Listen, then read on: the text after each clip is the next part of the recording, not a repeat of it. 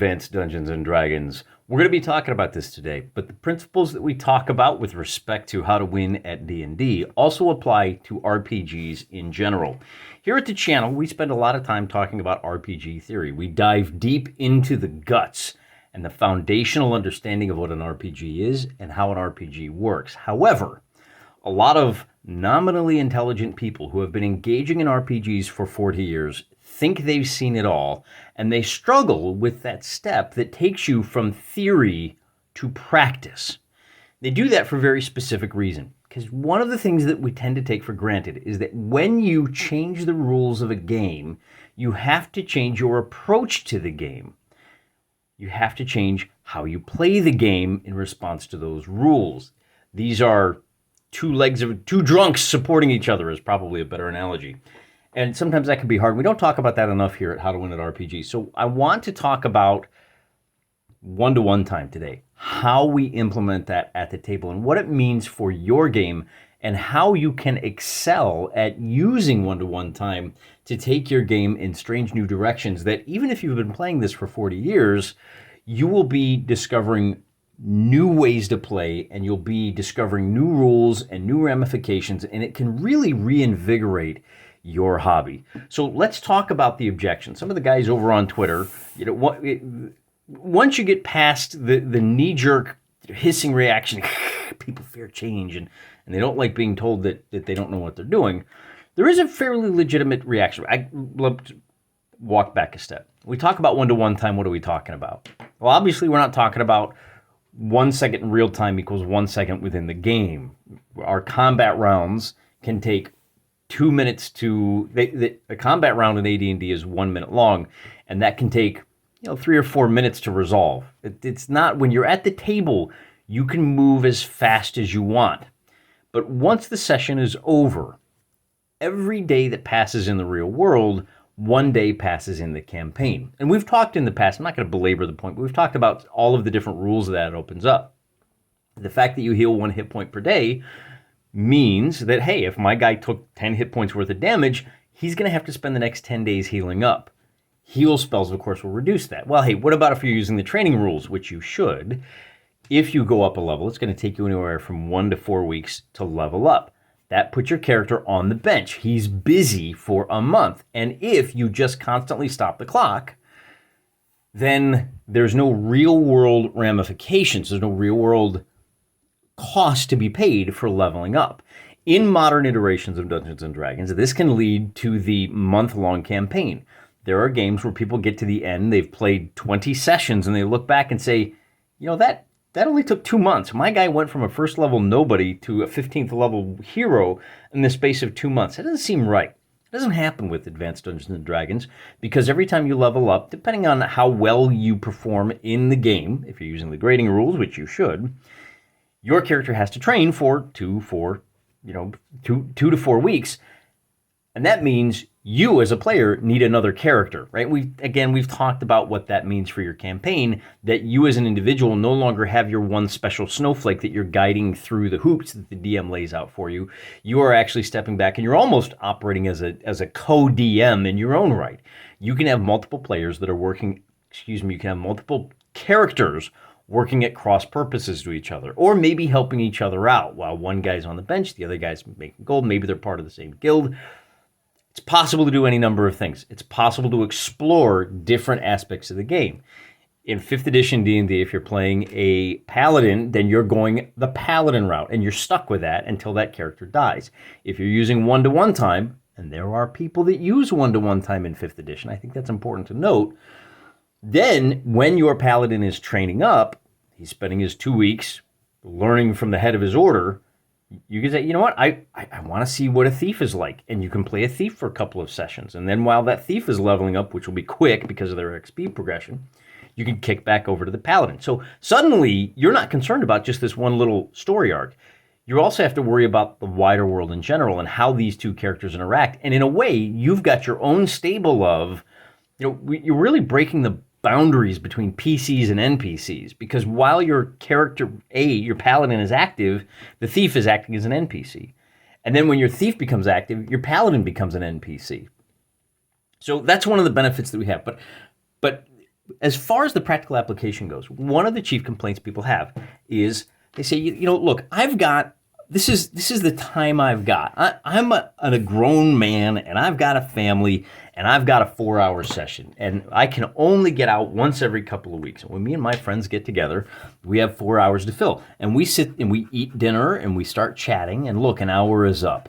And because we're playing in a 5th edition game, we get to the dungeon and we play one combat, and that takes an hour. And we do a little bit of role playing, and then we do a second combat, and that takes an hour or so. And then, it's almost look how much little time we've got. Oh my gosh! Well, I guess we're just going to have to stop right here.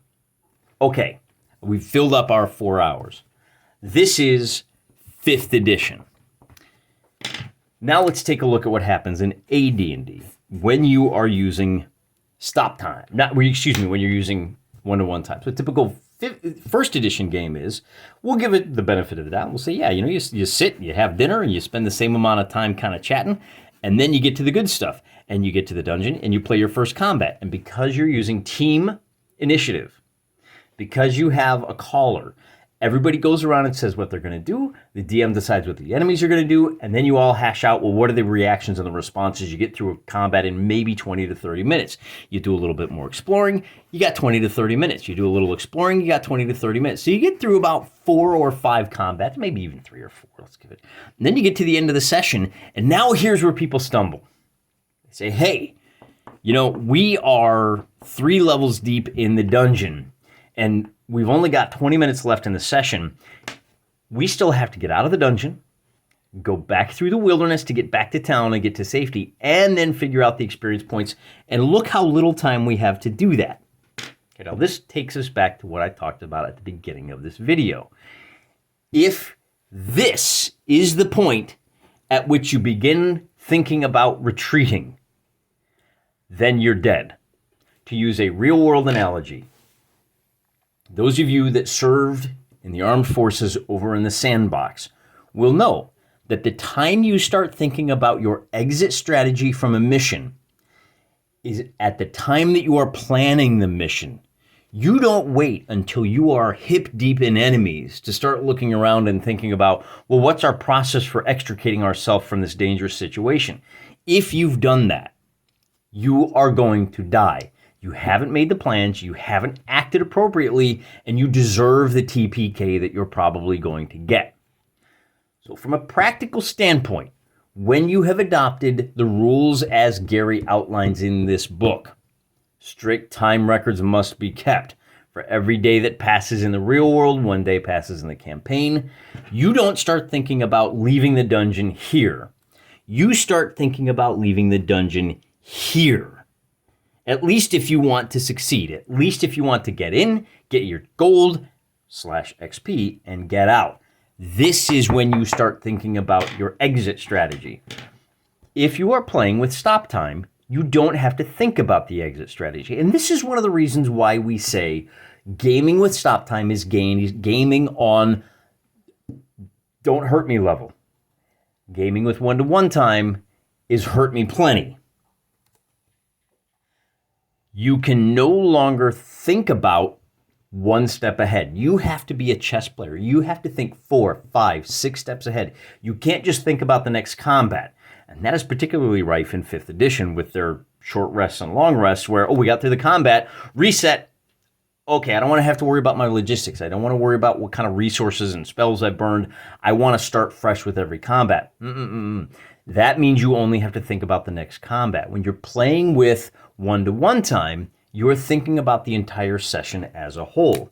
So now we have a situation where we have to think. We're in town down here, and we're going to go through the wilderness to where our cave is. And we get to our cave, and maybe we have some encounters along the path here. Well, wait a second. See, here's one of the other things that happens when you are gaming with one-to-one time.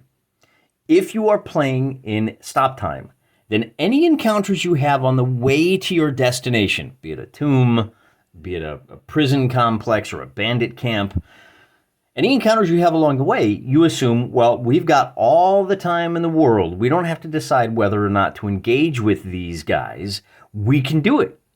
We don't have to think 2 steps ahead. We just engage. If dealing with the little orcs that appear, the orc warband that appears here, is going to prevent you from getting to the dungeon, then suddenly you have added incentive to practice things like evasion, like sending out decoys or laying false trails. You're not just thinking about this encounter. You're thinking about the next encounter when we get into that dungeon. You have to think, well, how many resources do I spend here? And the most important resource that any of us has, this is where D&D parallels the real world, is time. We only have so much time on this earth, and we only have so much time at the table. Do you want to spend time ambushing a large band of orcs when your primary goal is to get to that treasure chest that you know, thanks to some scouting that you did in downtime, is located just 3 rooms in the dungeon? I don't want to do that. I still have to fight my way through the Manticore. I'm going to evade. You never really see that in modern D&D. It's never really discussed as an option. If there's an encounter, you go through it. The only way to get through it is to get through it. With one-to-one time, you have to think, do I want to take up this much of my time dealing with a random encounter? So we say, you know what, we're gonna take a different route. We know there's orcs over this way. We're gonna explore. We're gonna find a different route. Now here's where the other issue comes in. If you do avoid these orcs and you get to the cave, the orcs are still there. You haven't dealt with them. You may actually decide we've got to deal with these guys because when we get to the dungeon and we fight our way through 1, 2, 3, 4 combats and we decide this is the time that we say it's time to get out, we've got to escape. But these guys are in the way. This is 30 minutes of real-time conflict that you have to deal with. This might adjust your expectations. You may decide instead of waiting until you are 3.5 hours into the session, at 3 hours into the session, you say, man, you know what? There's a very real chance that we encounter orcs on our way back to town and we're pretty badly hurt. So we're not going to push our luck. We're going to leave the dungeon 3 hours into the session so that in the event that we run into these orcs and they're ready for us and we cannot evade them, we can still escape. So what does this mean? By using one-to-one time, we have adjusted our expectations. We may decide we need to keep our back trail clear. Do we have a safe and efficient exit route? And in practice, what this means is, if you have changed the way you played the game during the early part of the session, then the latter part of the session can go very quickly because as you go through the whole session, you're dealing with the threats that are in your face and you're looking at your back trail. You're looking back and you're saying, do we have a safe way to exfiltrate? Just like guys on missions do in the real world. One-to-one time gives you more verisimilitude. It gives you more realism. It allows you for more fantasy because you are dealing with the campaign world as though it were a living, breathing world. It is not a VR room. It's not a, what's that Star Trek thing with the yellow lines? When you go into the holodeck, it's not a holodeck where you can say, stop, hold on. Hey, holodeck, lower the difficulty for us. It's not an illusion anymore. Well, it is still an illusion, but what it does is it lowers the barriers for buy-in. It makes the world feel more real. And so what you will do is you will say, you know what, there's a trap here that we know of. And we may decide that we want to trigger that trap right now on our way into the dungeon. So here's our pit trap. And in regular D&D, you may decide, well, you know, we can just bypass that because we'll have plenty of time to deal with it on the backside.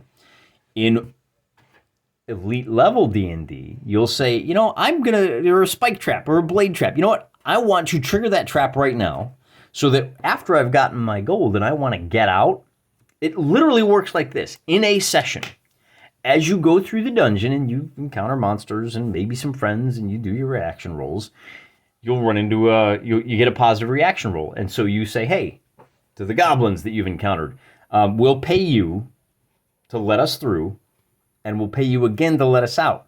But you have to make sure that nobody messes with us. You will develop an exit strategy so that as the clock runs out, as you fill up this vessel of time. When you get to this 3.5 hour mark, you can turn to the DM and say, all right, it's time to get back to town. And you'll point out, we already triggered that pit trap. We triggered the blade trap. The goblins have told us that they are going to keep the thing open. Maybe you have a hostage to ensure that the goblins comply. You've been discussing your plans from the moment from when you were in town. Part of your plans were, how do we get back efficiently, not just within the campaign, but at the table so that you can maximize the use of your time. At 3:30, you say, all the stuff that we did to make sure that we could get out of here in one piece. That might mean periodically during the dungeon, you go to one room and you go back and you say, hey, is the rope that we hung that we can climb up to get out still there? Okay, it is good. We'll go back a little deeper, and then we go back and check our back trail. We send the thief back to check our back trail, or a scout, or a torchbearer, or a couple of spear carriers that were paying the 1 gold a day, not to do the frontline fighting, but just to kind of, maybe you hire guys to patrol your exit. Maybe it's worth 10 gold pieces to hire 10 guys just to kind of hang out and wander around and make sure that they sound an alarm, so that if we're here in our session and we are getting blocked from behind, the alarm is raised and we can race back to deal with that so that we're not out of time on our way back to the base. So this is what it looks like in the real world. It doesn't take much time to get out of the dungeon if you have done the groundwork, if you've laid the foundation for being able to turn to the DM and say, okay, we're ready to get out of here and go back to town. The DM says, okay, great, you're 2 days away. By the way, there's another aspect of this that people don't understand. If you know that there's a cave here and your town is here and you are scouting a path and you don't know what the safest path is, you're going to be rolling encounter checks repeatedly. All right? If you find out that the safest path is to take the river, follow the river, even though it's a longer route, because it's a familiar route and you're moving at, and I just make up some numbers, when you're exploring through the wilderness, you're moving at, and I can't remember, you got to look it up, there's a lot to remember here. Say you're moving at 5 miles a day, but if you're traveling along a river, you're moving at 20 miles a day. Hey, cool, our rafts mean we're only checking for random encounters once. Instead of 5 checks, instead of 5 potential combats, we're only facing 1 on the way back. That's also true if you're returning to a dungeon that you've previously explored. Going to a new dungeon that you're not sure where it is and you don't know what the safe route is has a real world cost compared to returning to a dungeon that you are familiar with. See how that works? In practical experience, getting out is a lot faster than getting in, and you don't need to fear changing the way you play the game to get out of the dungeon before your session has expired. If you change the rules, you change the game, and you have to change your approach. The old approaches no longer work.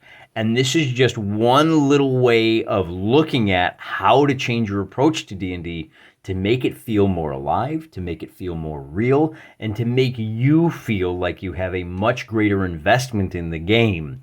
Because suddenly all of these choices don't just have consequences for the numbers on the paper that represent your character.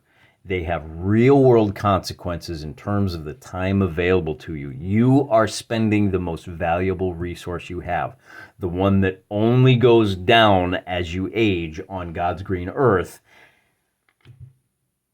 And I hope this helps. I hope this little bit of practical look at just one little aspect of changing the game, one-to-one time, how changing that rule changes your approach and changes the experience, and maybe gives you something new to explore in a game that is, man, what is it, 50 years old now?